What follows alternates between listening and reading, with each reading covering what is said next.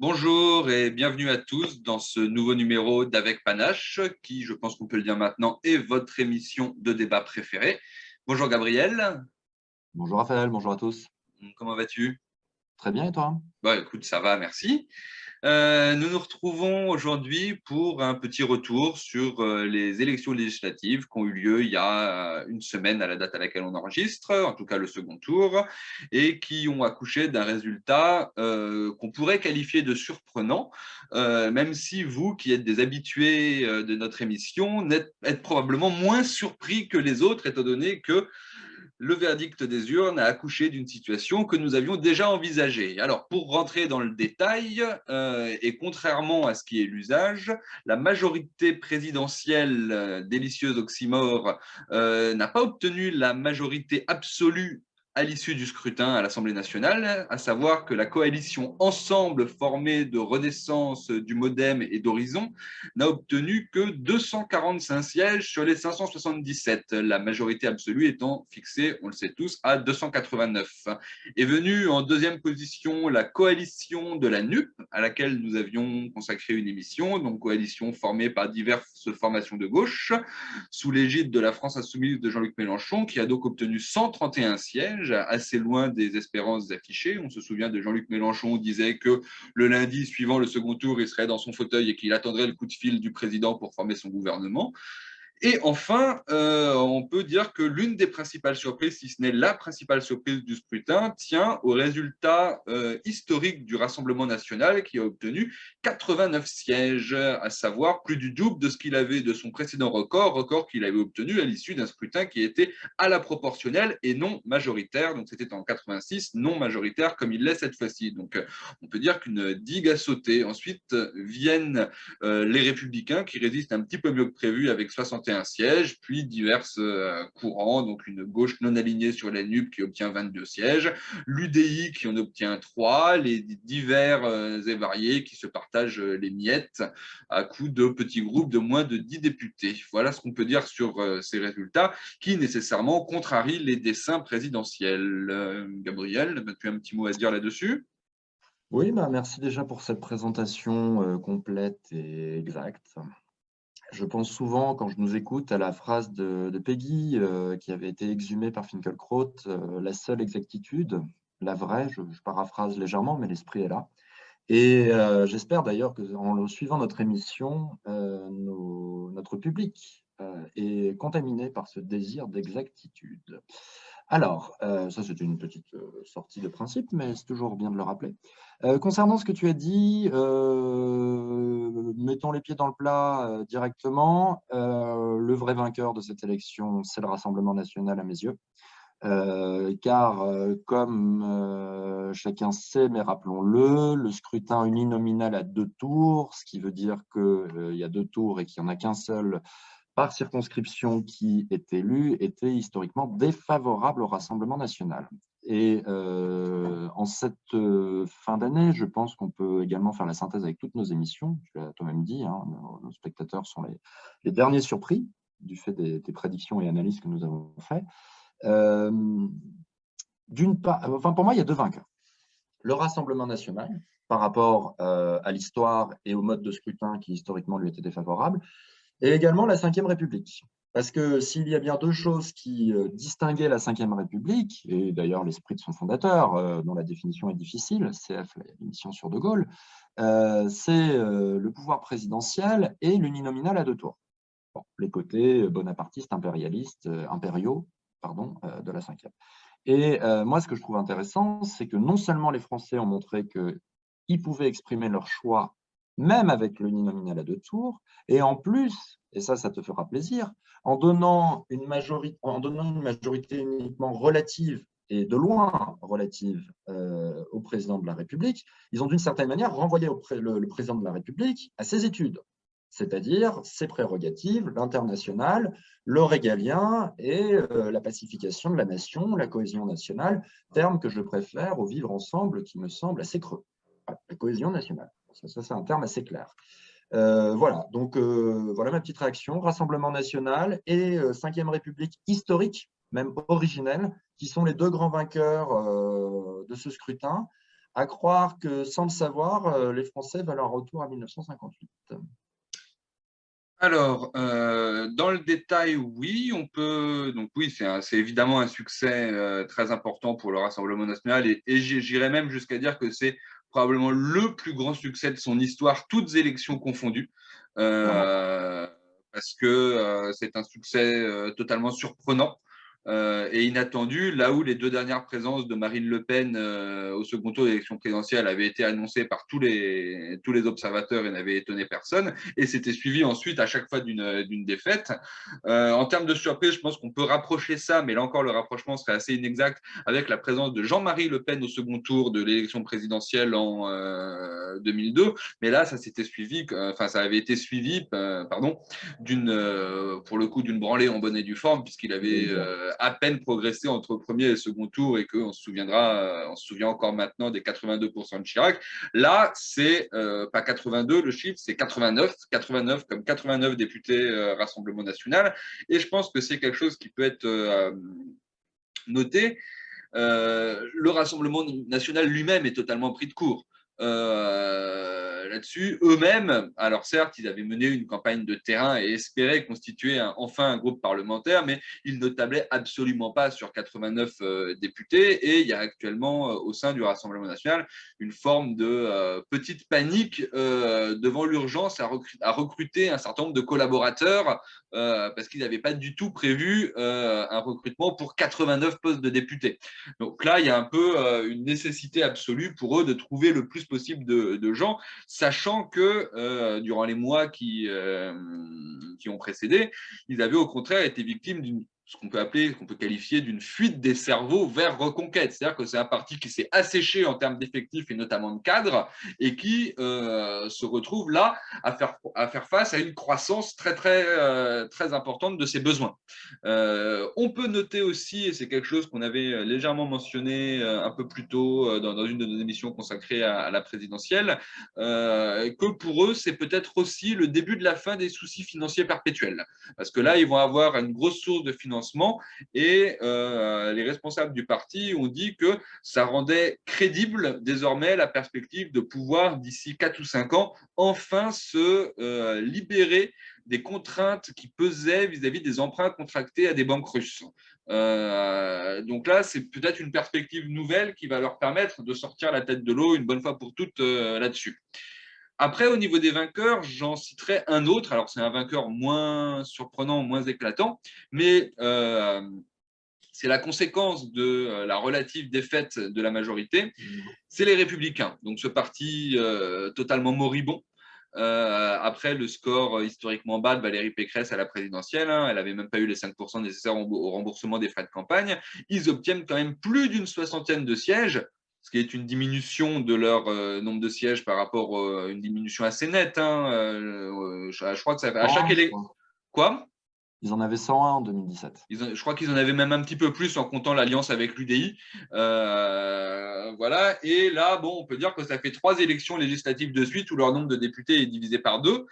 Néanmoins, comme la coalition Ensemble n'a pas obtenu la majorité absolue, le groupe des Républicains se retrouve dans une position stratégique très importante, capable de s'allier au coup par coup avec la majorité présidentielle ou de refuser. Donc, ils sont un peu dans une position qu'on avait envisagée dans notre émission précédente, dans une position de faiseur de roi, qui est assez, comment dire, inespérée pour eux et leur donne une importance nouvelle. Donc pour moi, ça, ce sont tu l'as dit, le Rassemblement national est l'un des grands gagnants.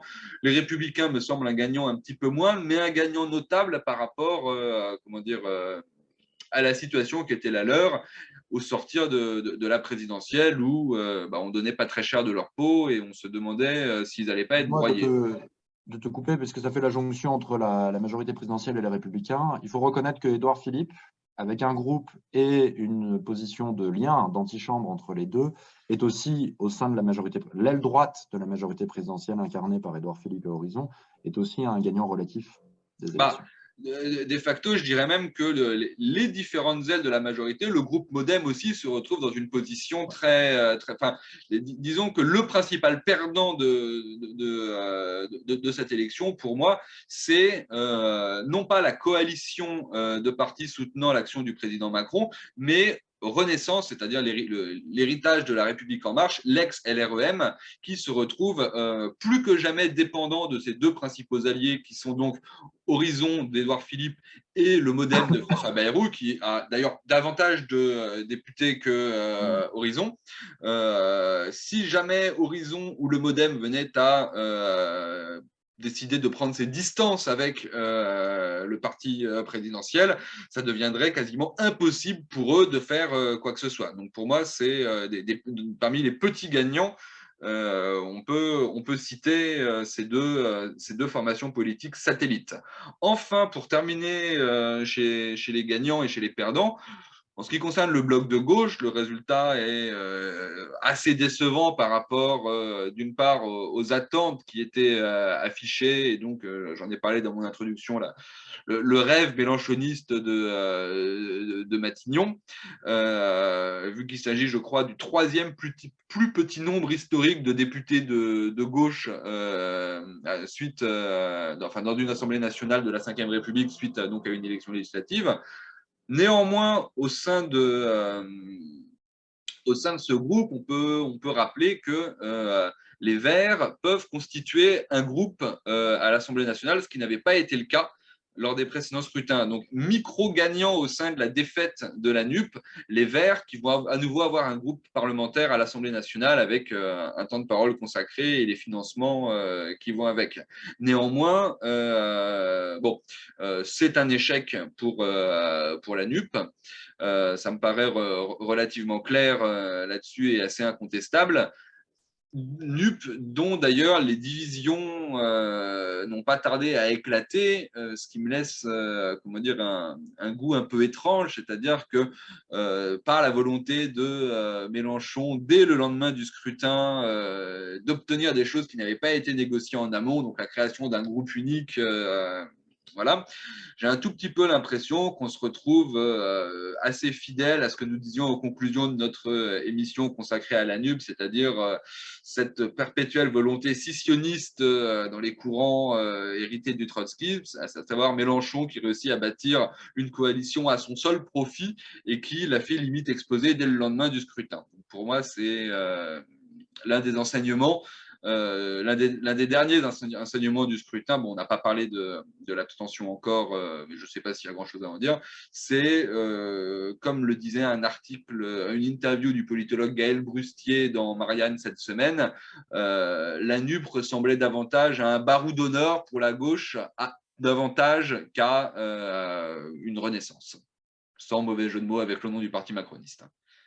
Alors, sans transition par rapport à ce que tu disais de la NUP, le fameux jeu de mots que tout le monde avait fait, la NUP, jeu de dupe, risque malheureusement pour les électeurs de la NUP de se confirmer, c'est-à-dire que c'était une pure alliance tactique électorale et ce n'était pas une alliance stratégique, la fameuse différence entre tactique et stratégique, c'est-à-dire de long terme avec une finalité de gouvernement, d'intérêt général, mutuellement compris, etc. Bon.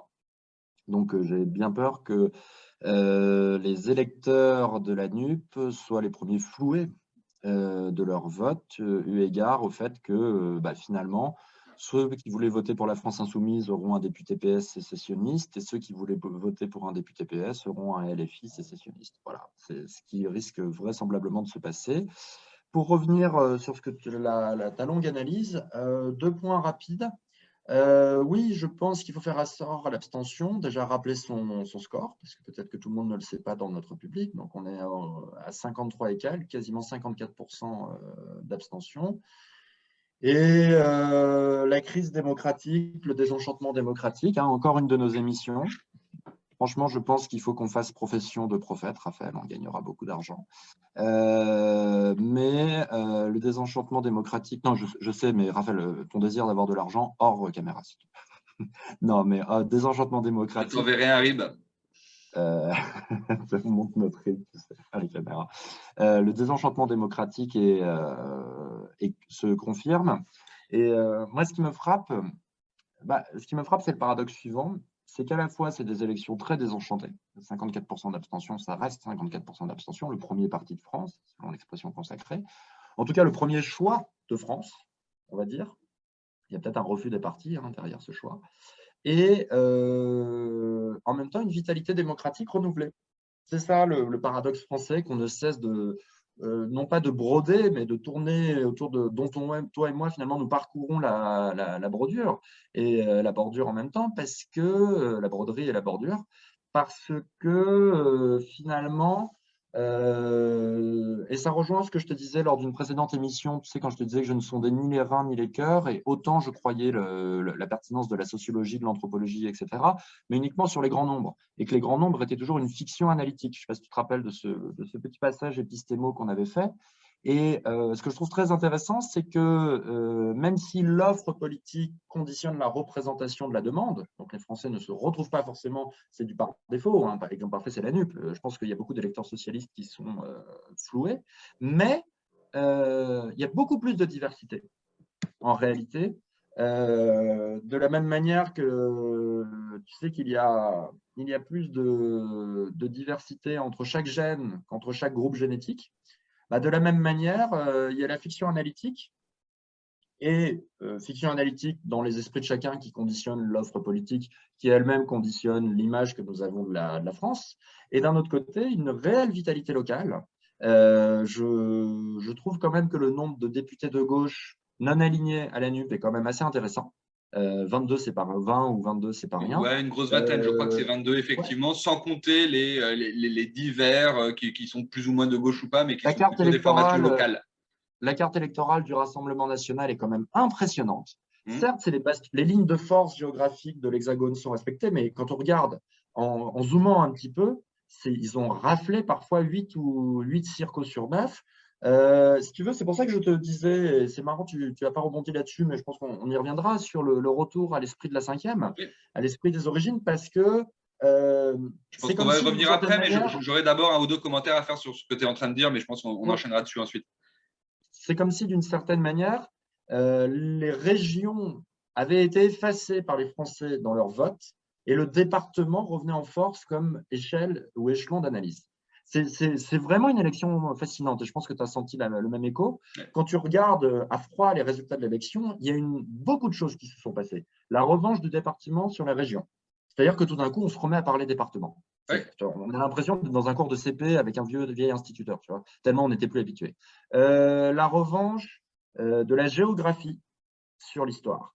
La revanche de la vraie politique sur la fausse politique. Ce que j'appelle la vraie politique, c'est la politique politicienne, dans ce cas-là de noble et en même temps de crapuleux et d'aspect croustillant.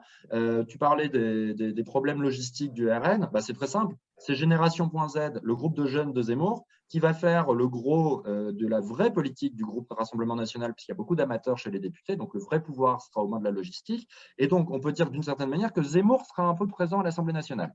Parce qu'il y aura de vrais zémouristes de cœur qui sont cette génération qui a regardé Ruquier, qui s'est politisé avec Ruquier, etc., comme le fameux Stanislas Rigaud, corrige-moi si je prononce. Oui, je crois que c'est ça son nom. Voilà, qui est un emblème parfait. Donc, même Zemmour, d'une certaine manière, s'y retrouve. Et la droite qui a été élue, le groupe LR, si on fait une analyse un petit peu géographico-qualitative, parce que finalement la géographie c'est la qualité, c'est celle de la Terre, ce qui est très intéressant, c'est qu'on se rend compte que c'est plutôt un courant droite dure chez LR qui a été élu. Preuve en est l'élection d'Olivier Marleix à la tête du groupe, qui est le fils d'Alain Marleix, un des grands génies de la carte électorale, Monsieur Ciseaux, mais qui est une droite d'inspiration catholique qui est vraiment décomplexée, si je ne me trompe pas. Enfin, voilà, on a du profil un peu 4 enfants et d'abord, fermez votre gueule avant d'exiger quoi que ce soit, quoi. Tu vois, on est vraiment sur un truc assez classique. C'est pour ça que c'est assez intéressant. Pour résumer tout ce que je viens de dire, je pense qu'il y a eu de multiples micro-révolutions, dans quel que soit le sens, qui se traduit par un retour assez profond à l'esprit de la cinquième, à la vraie politique. Et l'exemple qui pour moi est peut-être un détail, mais est assez emblématique, la revanche du département sur la région. Oui, alors, pour rebondir là-dessus, je vais commencer par rebondir sur ce qu'on disait sur le désenchantement démocratique. Moi, j'aimerais relever un autre paradoxe. C'est donc, tu l'as dit, hein, cette participation, enfin cette abstention massive. Donc avec plus de la moitié, plus d'un inscrit sur deux qui s'est abstenu au premier comme au second tour. C'était pas forcément les mêmes d'ailleurs qui se sont abstenus au premier et au second tour, ce qui explique certains résultats surprenants. Mais qui aboutit sur quoi? Sur, et ça c'est un sondage qui a été publié cette semaine et qui a surpris, je pense, pas mal de gens. 70% des Français sont satisfaits du résultat de l'élection législative. Je veux dire, les Français, ce qui est tout à fait cohérent avec ce qu'ils avaient dit auparavant, c'est-à-dire que la plupart des Français ne souhaitaient pas que Macron ait une majorité. Ils ne souhaitaient pas pour autant que Jean-Luc Mélenchon soit Premier ministre. Et moi, c'est quelque chose que j'avais souvent dit, parce qu'il y avait, on avait parlé dans notre émission qu'analysait l'élection présidentielle de la vertu des vertus comparables des sondages électoraux et des sondages qualitatifs. Et on se souvient que en octobre, en novembre et jusqu'au début de l'année, la plupart des Français disaient qu'ils ne voulaient pas de sondage Macron-Le Pen, de second tour Macron-Le Pen, et qu'il y avait même une majorité de Français qui ne souhaitaient pas que Macron se représente. Et moi, c'est quelque chose que j'avais beaucoup dit à l'époque. Et bon, les faits m'ont donné globalement tort. J'avais dit que je pensais que les Français étaient, par une forme d'intelligence collective inconsciente, en train de chercher des solutions pour éviter ce second tour Macron-Le Pen et cette victoire de Macron. Donc, il y a eu l'agitation du phénomène Zemmour au bout d'un moment. Il y a eu ce sondage qu'a montré Valérie Pécresse en position de gagner l'élection présidentielle. Finalement, les choses se sont tassées. Il n'y a pas vraiment eu de campagne.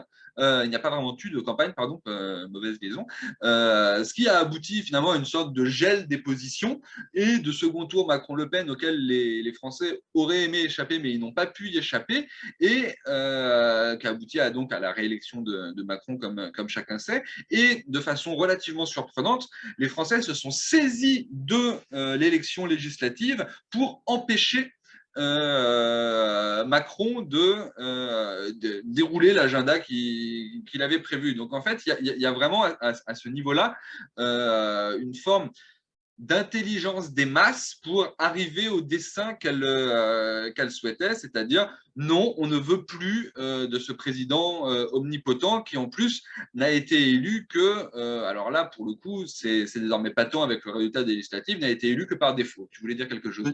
Oui, juste pour pas qu'on perde le fil, parce que là c'est important. Ne pas oublier quand même, par rapport à la présidentielle, le score élevé de Macron au premier tour. Je sais qu'il y a l'effet guerre en Ukraine, etc. Et l'effet guerre en Ukraine et l'effet score minable de Pécresse. Rappel, je te sais, justement, je te sais soucieux d'exactitude et d'honnêteté. Oui, il y a eu gel des positions. Oui, par défaut, on s'est retrouvé dans le scénario que personne ne voulait.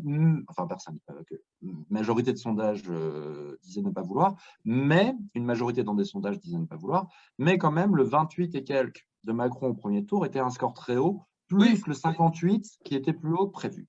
Voilà, je tiens juste à le dire parce que c'est à mon avis, il ne faut pas trop lisser la présidentielle. Il s'est passé quelque chose le soir du vote. Toi et moi, d'ailleurs, on est des défenseurs absolus du libre arbitre contre, en tout cas du soir du vote. Je pense qu'on est les défenseurs du libre arbitre du soir du vote. Voilà, il y a eu des faits de liberté, des actes de liberté, et donc des actes non prédits, inédits, les scores élevés de Macron. Et d'ailleurs, ça colore un petit peu différemment mon approche de ton approche. C'est que je pense qu'il y a eu aussi une abstention des électeurs de Macron de la présidentielle aux législatives. Et ce qui est intéressant, c'est que Macron a perdu une part de l'électorat qu'il avait su capter. Tout ça pour dire, parce que quand on t'écoute, on a l'impression que c'est une sorte de mécanisme par défaut, etc. C'est pas exactement comme ça que ça s'est passé. Non, mais je brossais un tableau à gros traits. Évidemment, c'est plus subtil que ce que je dis, mais bon, je pars du général malgré tout et des grandes tendances qui, pour moi, bon, ça reste relativement comment dire, incontestable qu'il y a malgré tout eu comment dire, les présidentielles ont montré que Macron était certes le premier choix, enfin le principal premier choix des Français, mais que l'adhésion réelle était relativement faible malgré tout au projet qu'il défendait. Ça oui, ça oui. Ça, oui, mais voilà. ce qui est intéressant, c'est qu'on revient peut-être à la vraie cinquième, La personne est majoritaire relativement dans le pays, Macron. Enfin, clairement, en tant que candidat à la présidence, c'est le primus, inter pares, mais sa politique n'est pas forcément première. C'est ça qui Voilà. est intéressant, d'où d'ailleurs peut-être un toi cinquième. Bah, en ce qui concerne la Ve République, moi je suis globalement d'accord avec toi, hein. C'est une victoire des institutions de la Ve et fait notable quand on voit la représentation de cette Assemblée, ce sans même avoir besoin de recourir à la proportionnelle. C'est-à-dire qu'on a quand même une Assemblée qui ressemble d'assez près, alors pas parfaitement, hein, si on va dans le détail, il y a toujours moyen de pinailler ici ou là, mais à ce qu'elle aurait été à l'issue d'un scrutin à la proportionnelle. Donc ça me semble quand même le principal fait notable, c'est-à-dire cette façon dont une forme de proportionnelle est apparue à l'Assemblée nationale sans qu'il ait été nécessaire de l'instituer. Deuxièmement, et c'est mon deuxième point sur la Ve République, il me semble que les seuls à n'avoir pas encore tout à fait compris que c'était une victoire des institutions de la Ve, c'est précisément le camp présidentiel. Macron a quand même fait quelques déclarations un tout petit peu lunaires ces derniers temps, notamment lorsqu'il a rappelé hier que Elisabeth Borne conservait toute sa confiance. Ça laisse quand même penser qu'il n'a pas saisi que selon les institutions de la Ve République, le Premier ministre ne doit pas avoir la confiance du président, mais celle de l'Assemblée et des parlementaires. De la même façon, quand il s'est adressé aux Français en début de semaine, ça a donné lieu à une séquence assez incroyable, en fait, où le président de la République, pourtant garant des institutions, prenait les Français à témoin de son différend avec le Parlement nouvellement élu, donc à la légitimité incontestable, et qu'il arrivait en disant de façon comment dire, assez ubuesque presque. La teneur de son intervention, c'était bon, je m'en vais, là, j'ai des choses importantes à faire. Vous avez 2 jours pour vous mettre d'accord, et quand je reviens, ça va barder. Bon, on a bien vu, rien de tout ça s'est passé, hein. Il est revenu 2 jours plus tard, rien n'avait bougé. Il y avait tout le monde qui avait fait une petite fin de non-recevoir à sa proposition. Et là, désormais, il semble avoir mis au moins dans la forme un petit peu d'eau dans son vin, en disant que Elisabeth Borne avait désormais jusqu'à début juillet, donc on peut imaginer que c'est ou le week-end prochain ou d'ici une dizaine de jours pour former un nouveau gouvernement.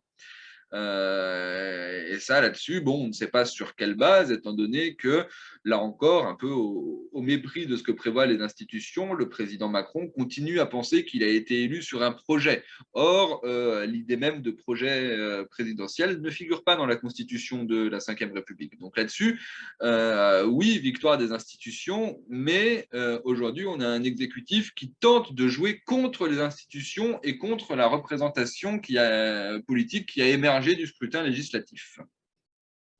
Bon, pour commencer, la sémantique que tu utilises à propos du président, lunaire, etc. Excuse-moi Raphaël, mais ça commence par le président, après c'est le drapeau, puis après c'est la nation. Hein, voilà. Donc, je ne voudrais pas faire la déclaration d'Orly. Quel drapeau? Le drapeau bleu, blanc, rouge ou le drapeau bleu avec des petites étoiles jaunes que le président fout partout? Bon, pour ceux qui ne savent pas, c'était un petit clin d'œil à OSS 117. Par rapport à ce que tu disais, c'est intéressant parce qu'effectivement, oui, il n'y a pas la notion de projet présidentiel dans la Constitution. D'ailleurs, la Constitution est, me semble-t-il, assez claire. C'est d'ailleurs une de ses principales vertus reconnues par tous. Intellectuellement, c'est un travail très clair. Il est arbitre de la nation. Et bon, comment te dire, ta critique intellectuelle, pas partisane, du président, je peux la partager en gros. Force est de constater que les résultats ont donné tort à ce mois et demi de, comme on disait lors de la précédente émission, de drôle de début de quinquennat, en référence à la drôle de guerre. Cet atermoiement un peu arrogant, je pense. D'ailleurs, tout a commencé, si tu te rappelles, le soir de sa victoire. Il avait un discours très bizarre, très fatigué, Écrit très lui-même, absent. contrairement aux autres, et effectivement. Ouais, très flottant. Et je pense que les Français ont au minimum sanctionné ce flottement. Et donc Macron est un peu revenu sur terre. Ça fait mal. Il a mis de l'eau dans son vin, tu disais. Moi, je pense qu'il a une petite gueule de bois démocratique. Mais que l'on soit soutien ou non du président, on peut le reconnaître aisément. Au-delà de cette critique, je pense qu'effectivement, on arrive à la fin d'une session électorale importante. On a eu les 2 tours de la présidentielle, on a eu les 2 tours des législatives, et je vais reprendre ce que je t'ai dit tout à l'heure. Les Français ont choisi celui qui, en circonstance, était le meilleur candidat pour la présidence, c'est-à-dire Macron, à leurs yeux, je veux dire 28%, 58%, voilà. D'ailleurs, l'analyse d'un vote barrage vis-à-vis de Le Pen, on voit que a posteriori et rétrospectivement, ce n'est plus vraiment le cas. Le Front républicain, alors, en tout cas, dans les 58% contre 41%, il y a plus qu'un vote anti-Le Pen ou même un vote pour Macron. Je pense qu'il y avait un vote, si les gens vont bien me comprendre, c'est ni anti-Le Pen ni pour Macron, c'était un vote entre 2 candidats qui apparaissaient toutes choses égales par ailleurs, il y avait encore un peu d'anti-Le Pen, on est d'accord, mais qui apparaissait grosso modo comme un vote entre 2 candidats normaux, du fait de la banalisation de Le Pen. Donc je pense que, parce que en partie Macron a été politiquement élu par défaut, mais en partie Macron a été élu personnellement à la loyale. Voilà, c'est-à-dire qu'il n'a pas gagné face à une chèvre. Voilà. Il a gagné face à une candidate qui, on le voit maintenant, est de plus en plus crédible pour avoir du pouvoir, peut-être pas tout le pouvoir, mais du pouvoir de la part des Français. Deuxièmement, sur la deuxième partie de cette séquence électorale, on voit également que les Français, et ça revient à ce qu'on a dit dans beaucoup d'émissions, comment dire, l'attitude des Français peut être interprétée de 2 manières. Soit les Français ne savent pas ce qu'ils veulent, parce qu'ils sont trop divisés et n'arrivent pas à se dégager une majorité, ce qui est une possibilité. Soit les Français sont politiquement dans une synthèse très différente de tout ce qu'en ont dit les politistes depuis des années. Et ça correspond à des choses qu'on a déjà dit, mais là, je pense qu'on touche le cœur vraiment du creuset national et du paradoxe français qui me semble absolument passionnant. Les Français sont à la fois plus à droite sur le plan régalien que l'offre politique ne le laisse croire, parfois beaucoup plus libéraux sur le plan économique que la représentation politique ne le laisse croire, et en même temps très attachés à une forme d'étatisme, mais d'étatisme efficace, qui fait qu'ils sont à la fois contre l'inflation du nanny state, comme disent les Anglais, c'est-à-dire de l'État nounou, et en même temps pour un État fort, notamment, je pense, en termes d'effectifs de policiers, etc. Si tu veux, c'est ça, moi, que je retire comme leçon profonde de cette vaste séquence électorale, c'est que d'une part, les Français sont pour un retour à l'esprit de la cinquième, consciemment ou non, et que d'autre part, moi, je penche pour la deuxième hypothèse, donc non pas que les Français ne savent pas ce qu'ils veulent, mais plutôt que les Français ont des idées très claires sur ce qu'ils veulent, mais que, on l'a déjà dit, l'offre politique ne permet pas de représenter la synthèse politique majoritaire dans les consciences des citoyens. Alors, bon, pour expédier en quelques mots ce que tu as dit en préambule au niveau du vote Macron anti-Le Pen, etc., il y a quelque chose pour moi, le Front républicain existait encore à la présidentielle et est mort aux législatives. On a parlé dans notre émission sur la présidentielle de quinzaine nationale de l'antifascisme. Là, on a eu entre les deux tours, entre les 2 tours de la législative, la semaine nationale de l'antibolchevisme.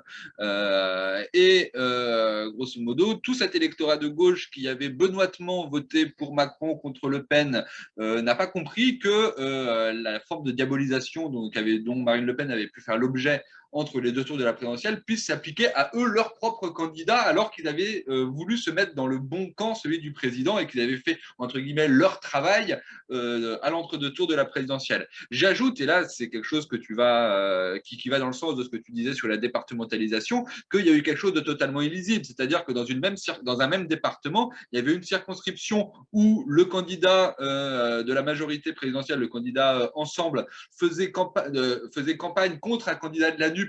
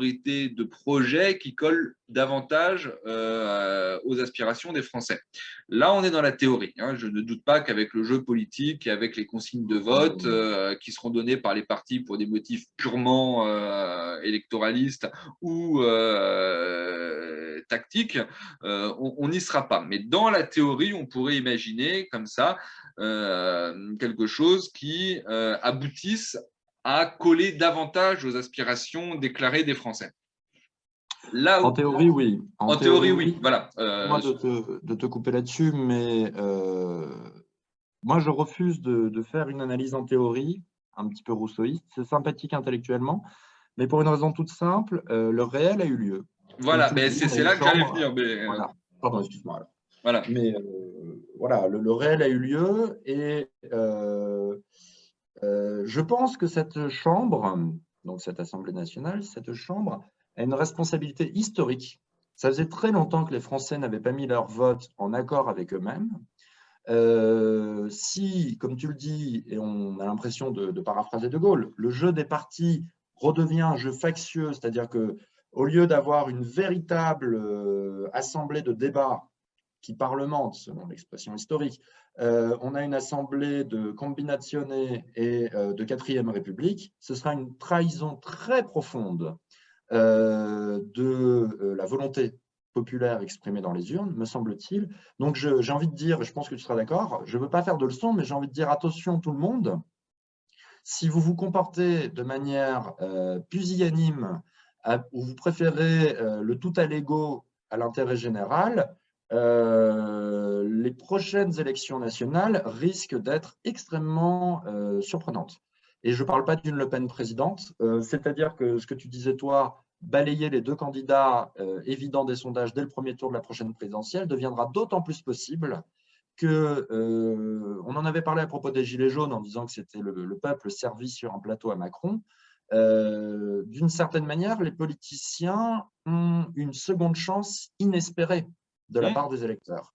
Donc, de la même manière que l'offre politique ne les représente pas, même s'il n'y a que 46% de participation, je trouve que par rapport à beaucoup de trahisons vécues par les Français et beaucoup d'exaspération exprimée par les Français, c'est déjà encore en fait un peu beaucoup, 46%. Il y a encore, tu te rappelles, on disait que les Français n'étaient querelleurs et ne respectaient pas les lois. On s'est rendu compte que pour le confinement, on avait été parmi les plus respectueux, parfois jusqu'à la folie des lois, jusqu'à mettre en doute notre confiance en notre liberté.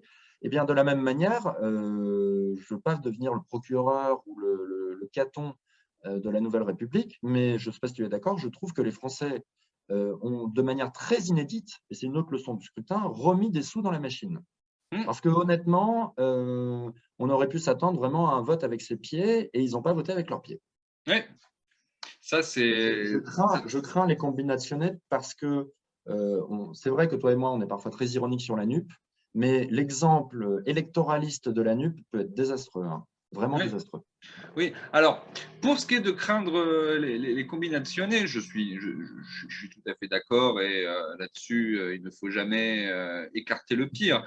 Après, je pense, et ça va rentrer en résonance avec ce que tu as dit sur la coloration du groupe LR. Je pense que les élus, le profil des élus LR a changé.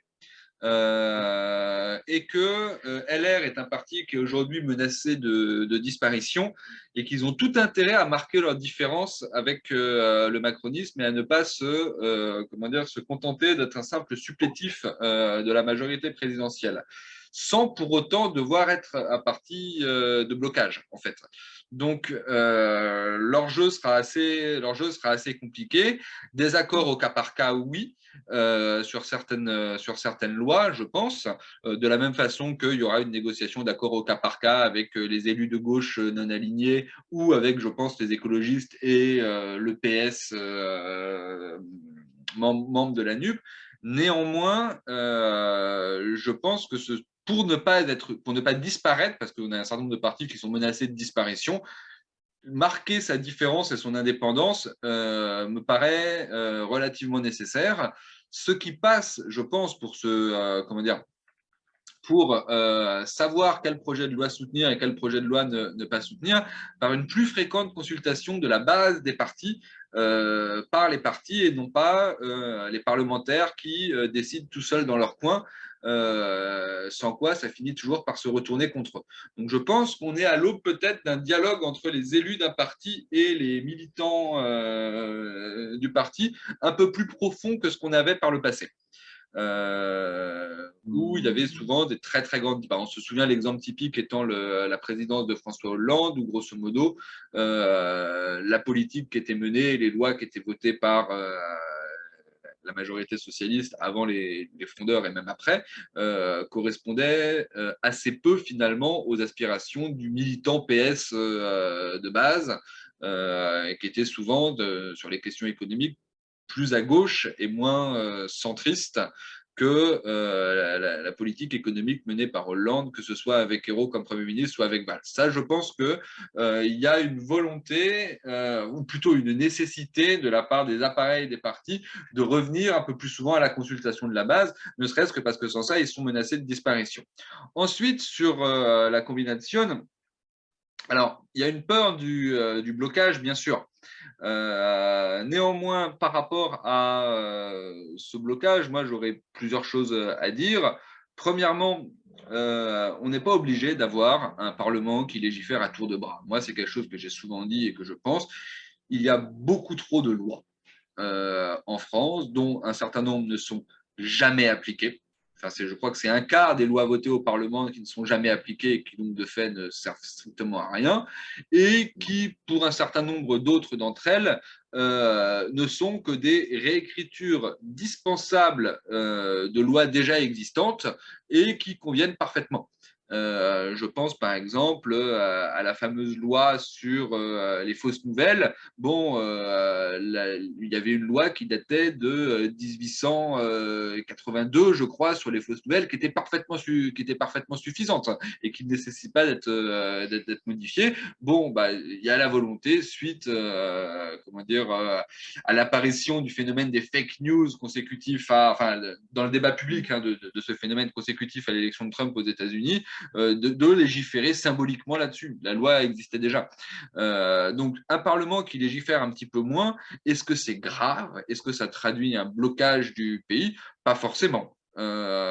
Pour moi, il n'est pas nécessaire de passer ces journées à voter des lois et je préfère peu de lois mais des bonnes lois à énormément de lois qui ne seraient pas forcément bonnes ni applicables ni appliquées. Donc ça, Si je peux juste intervenir là-dessus pour ne pas perdre le fil. Ça rejoint ce que je te disais sur le retour aux sources et le retour à la vraie politique. Paradoxalement, c'est pour ça que je te disais que les Français ont vraiment été sympas d'une certaine manière. Ils ont vraiment refait un chacun. Ils ont joué le jeu, ouais. Ils ont joué le jeu. C'est vrai que d'une certaine manière, l'abstention est à relativiser à cette aune. Paradoxe, grande abstention mais vitalité démocratique. Ne retrouverait-on pas paradoxalement une vraie valeur de la loi du fait d'une chambre divisée? C'est-à-dire que les lois qui seraient votées seraient des lois qui n'auraient pas des lois d'unanimité, ça il ne faut pas rêver, d'ailleurs ce n'est pas une bonne chose je pense, mais seraient des lois qui auraient en tout cas une véritable majorité relative politique, à défaut d'être numérique ou électorale. C'est-à-dire que qualitativement, ça correspondrait, voilà, s'il y a une loi, prenons l'aspect régalien, parce que là, ça va être passionnant. S'il y a une loi sur le séparatisme, alors c'est des lois souvent, c'est comme tu citais les lois sur les fausses nouvelles, il y a les lois sur l'antiterrorisme, c'est 29 lois en 30 ans, une connerie comme ça, donc vraiment. Alors que bon, il y avait déjà des peines de prison prévues pour attentat ou pour meurtre. D'ailleurs, c'est ce qu'on appelle, j'aime bien ceux qui leur disent, ce sont des meurtriers de masse, enfin, ni plus ni moins. Bon. Mais sur les lois concernant la sécurité, sur les lois concernant l'immigration, avec 61 LR, tendance droite, tendance conservatrice, 89 RN et quand même une partie de la majorité présidentielle qui a récupéré de la gauche républicaine et de la droite libérale, mais qui était quand même de droite libérale à l'origine, on risque d'avoir pour le coup une majorité de parlementaires qui correspond beaucoup plus à la majorité qualitative qu'on observe dans les sondages depuis des années que ce que faisait la représentation nationale avant. Peut-être, et je te rends la parole juste après, peut-être que c'est la fin véritable de la fameuse loi intellectuelle de l'inversion proportionnelle. C'est-à-dire que les lois votées et les termes du débat public étaient inversement proportionnels au nombre de partisans qu'ils comptaient dans la population.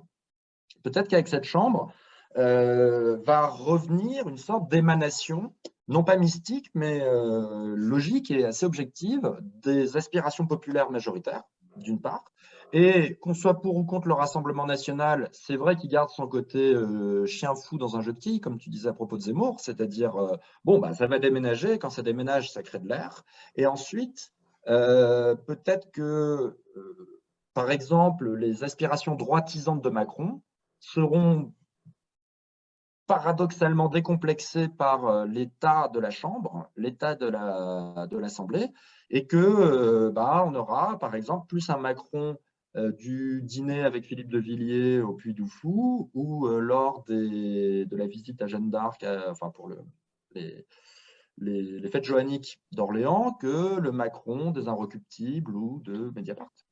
Peut-être. Alors, pour revenir sur ce que tu dis, déjà, moi ce que je vois, c'est sur ces lois qui font l'unanimité, qui feraient non pas l'unanimité, mais qui auraient une véritable majorité. Moi, pour moi, et ça revient à ce que je dis. Politique. Oui, bien sûr, une majorité politique. Ça rejoint ce que je disais sur le quinquennat d'Hollande un petit peu plus tôt, c'est une nouvelle habitude, c'est un profond bouleversement de la société, des habitudes politiques françaises. Rappelons que durant le quinquennat Macron qui vient de s'écouler, le nombre d'amendements proposés par des groupes d'opposition, quels qu'ils soient, qui ont été acceptés, et je ne parle même pas de propositions de loi, je parle d'amendements sur des lois, le nombre d'amendements proposés a été ridiculement faible. Je crois que ça se compte sur les doigts d'une main en 5 ans d'exercice du pouvoir, les amendements, bon, il n'y en avait pas. Là, par la force des choses, il y aura nécessairement des amendements.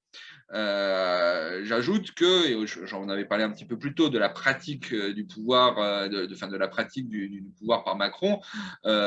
Macron déclarait quand même que c'était dans l'entre-deux tours, que nous n'avions pas un régime parlementaire en France. Force est de constater que si. Après, je pense qu'il y a une nuance à apporter, c'est que l'Assemblée nationale, et c'est quelque chose que une certaine critique un petit peu démagogue aime bien montrer du doigt, il est rarissime qu'il y ait les 577 députés qui soient présents en même temps dans l'hémicycle. Et donc, il y a un certain nombre de fois où, même avec une majorité relative, le groupe de la majorité présidentielle, le groupe Ensemble, aura la majorité absolue des présents. Et donc, il pourrait quand même faire passer un certain nombre de lois sans avoir besoin de l'appui de qui que ce soit. Tout dépend de l'absentéisme et de l'assiduité des députés des autres groupes. Mais ils n'ont pas un score suffisamment faible pour garantir qu'ils seront tous les jours en minorité à l'Assemblée. Ça, là-dessus, ça me semble quand même quelque chose à prendre en considération. Après, sur ce que tu disais là à l'instant, il me semble à moi que le régime se revivifie par ce résultat des élections, que en France, il y avait quand même une forme de marotte principalement portée par la gauche ces dernières années et particulièrement par la personne de Jean-Luc Mélenchon, qui était que dès qu'il y a quelque chose qui ne va pas exactement comme on veut, dès qu'on sent un blocage, etc., il faut changer de constitution, il faut une nouvelle République. Nous en sommes à notre 5e constitution de la République. Je dois rappeler, et on en a parlé ces derniers temps, que les États-Unis fonctionnent toujours avec la même constitution depuis leur création, qu'il n'y a même pas de constitution en Angleterre, par exemple. Donc, ça me semble, acter la survivance et la pérennité de la 5e. Et puisqu'on parle des États-Unis, je vais juste faire une toute petite incise sur l'événement dont tout le monde parle aux États-Unis, qui est l'arrêt de la Cour suprême relatif à l'avortement. Donc, rappelons que cet arrêt, c'est la Cour suprême qui estime qu'elle n'est pas légitime pour trancher là-dessus, et donc que la décision revient à chaque État. Ce qui a eu pour effet en France de voir une proposition conjointe de la NUP et de la majorité présidentielle pour inscrire le droit à l'assemblement le droit à l'avortement, dans la Constitution. On ne se prononcera pas sur la pertinence d'inscrire ceci dans la Constitution, mais ce qui me semble intéressant, c'est de noter que, allant un peu à l'encontre de la tendance qui semblait être celle du macronisme et à l'encontre de ce que tu viens de dire sur la droitisation décomplexée de Macron, le premier sujet qui arrive sur la table voit la majorité et la gauche faire front commun. Et je pense que là-dessus va peut-être se continuer dans l'esprit de Macron une forme de pas de deux, un coup avec la droite, un coup avec la gauche, tout dépendra des sujets. Là-dessus, mais ça me semble assez symbolique que ce soit une proposition, que la première chose qui arrive soit une proposition sur laquelle la gauche et la Macronie s'alignent. Je peux te... T'as fini? Oui. Alors, deux choses. Le point le plus intéressant à mes yeux que tu as noté, que tu as énoncé, c'est la question de l'absentéisme parlementaire. Parce que ce point de détail n'en est pas un. Vraiment pas. Et contrairement à ce qu'on croit, même quand les symboles, les représentations sont les plus dévitalisées, elles continuent d'avoir un pouvoir de symbole, de représentation, bref, de conditionnement des comportements. Plus que des pensées d'ailleurs, des comportements, pas des pensées. Et qu'est-ce qu'on s'en fout de l'Assemblée nationale? En réalité, les images de l'hémicycle vide font plus de ravages que 1000 déclarations de Macron. Voilà. Et je dois t'avouer, c'est un peu ma tonalité aujourd'hui dans cette émission, je me mets un peu en instituteur des élus, mais c'est vrai qu'ils vont se prendre une sacrée rouste de la part des Français s'ils agissent comme ils agissaient avant. Parce que l'Assemblée nationale, chambre d'enregistrement, c'est vrai quand il y a la majorité présidentielle avec une majorité absolue et soumise, mais c'est aussi vrai du fait que, comme disait la Boétie, on perd sa liberté parce qu'on consent à la perdre. Voilà. Donc, je veux dire par là que l'Assemblée nationale a été la première fautive dans ces dernières années de sa perte de pouvoir et d'influence. Parce que si tu as 577 députés à chaque fois et qui commencent à croire en eux, bah, même le parti présidentiel devient un parti politique indépendant du président, dans les faits. Voilà. C'est un vrai sujet. Hein. Oui, C'est c'est un vrai intéressant. sujet. Enfin, Et j'ajoute en deux mots, j'ajoute que cette composition de l'Assemblée avec une majorité relative est finalement l'un des meilleurs moteurs contre l'abstentéisme. mais oui, voilà. Non, mais c'est ce que j'allais dire. Par la force des choses, ils sont contraints. Sinon, il y aura plein de hold-up. Ils seront contraints d'être tous présents, que ce soit la majorité relative du président ou que ce soit les oppositions elles-mêmes relatives pour peser, etc. Parce que sinon, on leur dira, on vous a envoyé à l'Assemblée nationale et vous avez fait passer une loi, vous avez laissé passer une loi de Macron parce que vous étiez au restaurant. Parfois, ils sont au restaurant. Hein, il faut dire les choses. C'est pas démagogue que de le dire. Et je Certaines dois fois, ils sont en t'avouer, circonscription oui, quand ils aussi. sont en circo, il n'y a pas de problème. Mais bon, voilà. Et quand ils sont en circo, ils ne sont pas toujours dans leur permanence. Je vais être méchant, mais pour beaucoup de députés, pas tous, parce qu'il y en a qui bossent beaucoup, mais pour un certain nombre, allez, pas beaucoup, un certain nombre de députés, ça ne va pas leur faire du mal de retourner au boulot, les gars. Parce que je te dis, là, je fais ma morale populaire d'instituteur, mais honnêtement, on ne peut pas voter des lois demandant aux gens d'aller travailler, de percevoir l'impôt et derrière soi-même d'être au resto. Là, il y a Mon Dieu, quelque chose qui... Gabriel, vous êtes un populiste. Non, mais sérieusement. Ouais, Sérieusement, il en va, là c'est transpartisan, ça dépasse les partis. Il en va quand même de la vertu démocratique. Hein. ouais. Parce que Platon disait que la démocratie accouchait d'elle-même de la dictature par sa propre faiblesse. Si on veut pas de, je parle pas de populisme, mais si on veut pas véritablement de pouvoir autoritaire demain, alors que le peuple, en période de désenchantement et avec beaucoup d'articulations douloureuses, a remis des sous dans la machine, la première des choses, c'est d'être présent.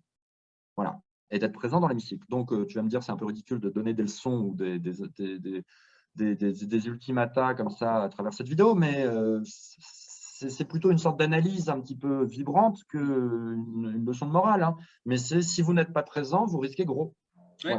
Voilà. Je pense que la Ve République, en fait, va très bien, aux deux sens du terme, c'est-à-dire qu'elle est revenue en forme par la volonté du peuple. Et elle va très bien au sens où elle est tout à fait conforme au peuple français. Et tu disais que les États-Unis n'avaient pas changé de constitution, je suis d'accord. Cependant, je trouve que le vrai blocage politique est aux États-Unis. Ça se voit tous les jours. Alors que nous, on a vraiment des institutions qui évitent le blocage. Donc, on va Parce que plutôt la pas mal. société Hein. américaine est polarisée en deux camps qui chaque jour sont Ouais. plus irréconciliables, alors que nous avons a priori, et c'était un peu l'émergence, une forme de tripartition. Et nous avons un président puissant, institutionnellement. Et donc, le vrai blocage est aux États-Unis, comme on le voit. Et je trouve qu'en fait, comme je te l'ai dit, aux deux sens, la cinquième va bien. Elle a repris un coup de jeunesse par un retour aux sources de la volonté populaire. Et c'est comme un bon système. Dès lors que tu remets de l'énergie dedans, ça fonctionne très bien. Et elle fonctionne très, très bien.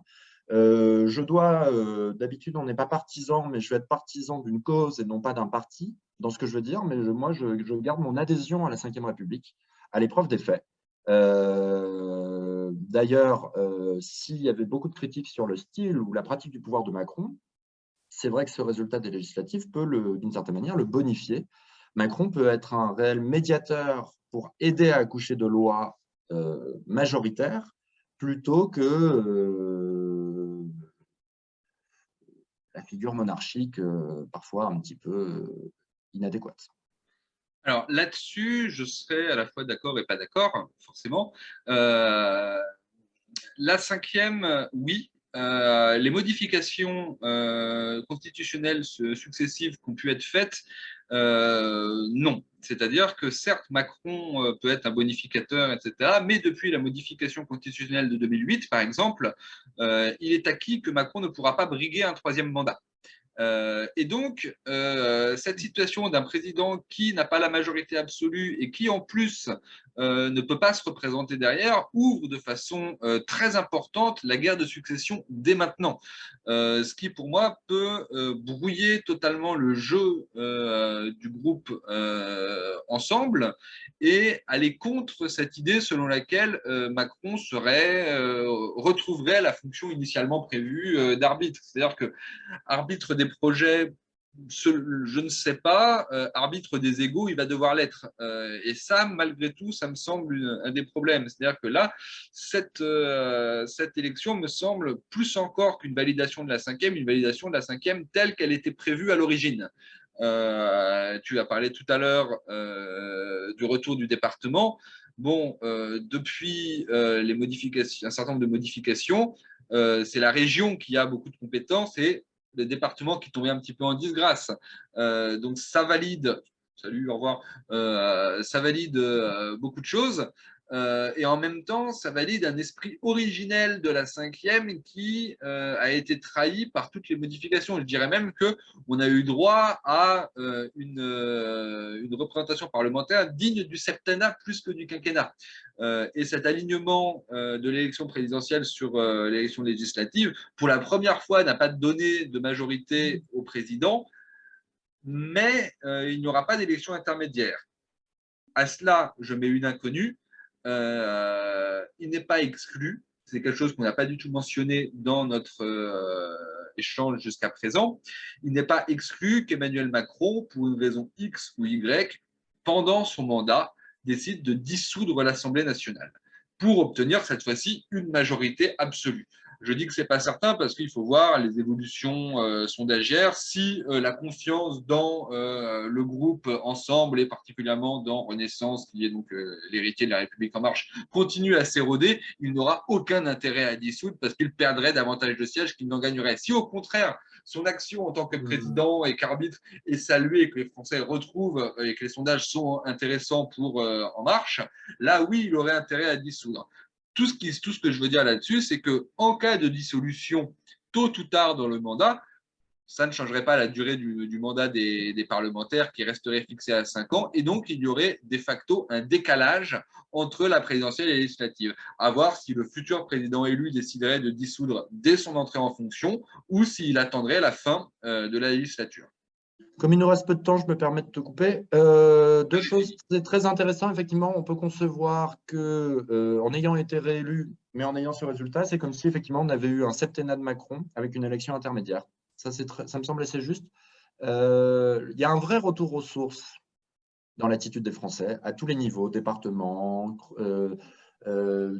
chronologie politique, message symbolique. Et d'ailleurs, je pense que la synthèse politique que je t'ai présentée est un petit peu la politique implicite contenue dans la Constitution. Une Constitution n'est jamais neutre. Politiquement, il y a quand même un projet politique implicite. Ça ressemble un petit peu à la droite populaire qu'on appelait le gaullisme, hein, je veux dire le gaullisme social. Ça me semble être quand même c'est présent, pour ceux qui s'y connaissent un peu, c'est présent entre les lignes de la cinquième et c'est en filigrane présent entre les lignes des résultats de l'autre jour. Je pense que c'est pas qu'il faut que tout change pour que rien ne change, selon le mot de Lampedusa, mais c'est plutôt que les Français sont en fait très constants dans leurs aspirations. Et on peut s'interroger, et d'ailleurs, tu vois ce que je veux dire, le vrai dépassement de la droite et de la gauche, il est peut-être dans notre émission, non pas parce que nous le créons nous, mais parce que nous l'analysons. Je pense qu'une des raisons de la perte de sens généralisée de l'offre politique et de ses étiquettes, c'est qu'en fait, ça fait 50 ans que les Français, ou 40 ans que les Français ne sont plus servis pour ce qu'ils veulent majoritairement.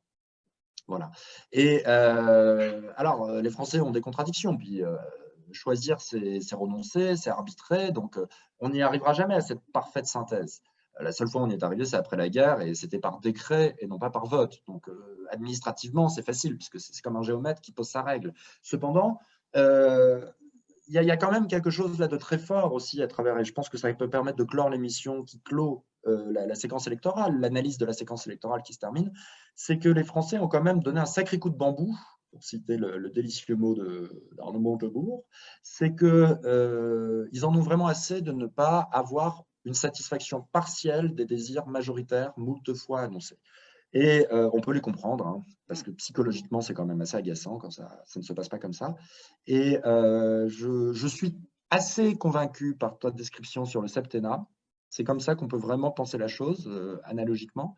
Et la deuxième chose, c'est je pense qu'effectivement, on l'avait déjà dit lors de précédentes émissions, on en est revenu finalement à un modèle assez rousseauiste dans les faits. Et c'est le réel a eu lieu, hein, je veux dire.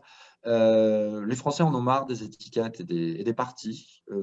Et des programmes, c'est Des une baffe au programmes, concept de programme aussi. c'est une baffe à tout ça. C'est une baffe à tout ça. En gros, les Français veulent que les partis et la logistique politique soient un instrument et non pas un maître.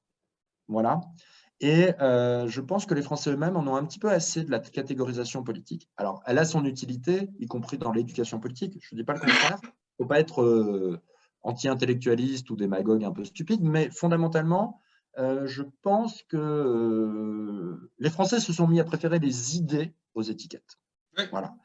Donc, les projets. Ce qu'on appelle le projet, qui est un petit peu un terme un peu nul, hein, je pense qu'en fait, c'est plutôt les idées. Et les Français veulent des compromis entre des métaphysiques, des aspirations politiques. Ça rejoint un petit peu, tu sais, sur Qu'est-ce que la droite, notre première émission, c'est marrant, hein, le réel et rationnel, ça se boucle, tout ça. Les Français sont beaucoup plus anthropologiques que politiques au sens contemporain du terme, c'est-à-dire que les étiquettes et les grandes idéologies, ils s'en tapent. Et on ne peut pas tout à fait leur donner tort, parce que le réel est quand même préférable à la fiction sur le plan de l'intérêt général. Je m'arrête.